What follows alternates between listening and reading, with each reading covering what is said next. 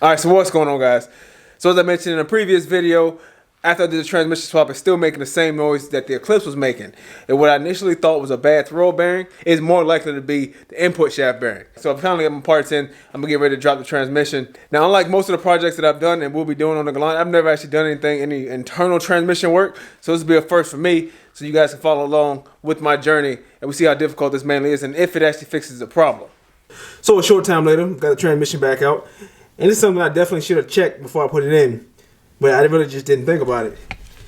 But if you look here, there's actually quite a bit of play in that. And it shouldn't be like that. When you grab this, there should be little to no play on that. Again, depending on the age and the condition. But I think that's going to be my culprit. As you see, the throw-up bearing's still in good shape. The pin is still in place. Everything else looks pretty good. It's just, grab this shaft here. It's got side to side, in and out. This is definitely, I think this is definitely going to be my culprit. Like, so I pulled the inspection plate off, and when I noticed that this fluid has like metallic flakes all in it. Then of course I put my hand in there, what I find is this chunk of metal. So I'm guessing this is from the intake bearing. Like, so I've back the transmission, I've got all the bolts out. I've got all the case bolts out. There are two on the inside of the bell housing right next to the, where the throw bearing goes. Now I gotta get this cap out. Apparently the only way to get this out is actually to puncture it and then replace it with the new one, and that's that part I showed you guys earlier. So I'm going to just use a flathead screwdriver and knock it through, and then there should be a clip in here that I'll have to take off, so a snap ring. So I got that off. Just punctured it and kind of pried up on it. Now there's going to be a snap ring in here that I got to take off, and that should be it. I should be able to start pulling the case apart at this point. And I got the cover off. Just make sure you take off all the bolts on the outside of it. There's a lot of pins and stuff that holding things in place.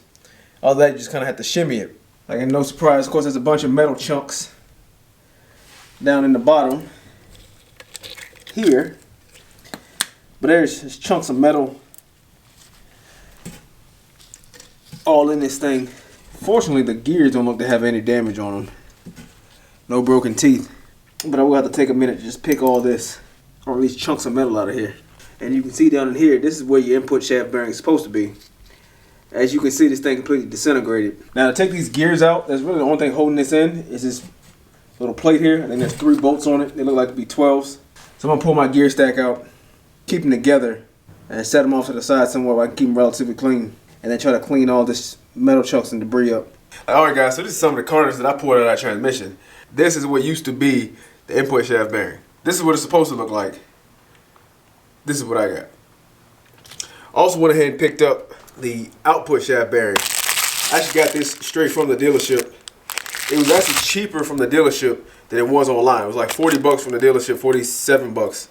Online, then this thing was like 60 bucks, but I got it from the dealership for 47. So of course, here are the 2 bearings that I got to replace. You got your output shaft bearing, which on this one still looks to be in pretty decent shape. And of course, the input shaft bearing that I showed you pretty much exploded inside the transmission. What you can't see is that this ring here actually needs to come out. This is actually a part of the old bearing.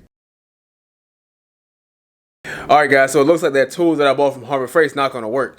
So now I've got to return it and I'll see if they've got something else that I can use to get this bearing out. But unfortunately, I'm going to have to wrap this video up. So I talked to Trey. He's going to be over this weekend. He's going to help me out with this. He's got a lot more experience with trannies.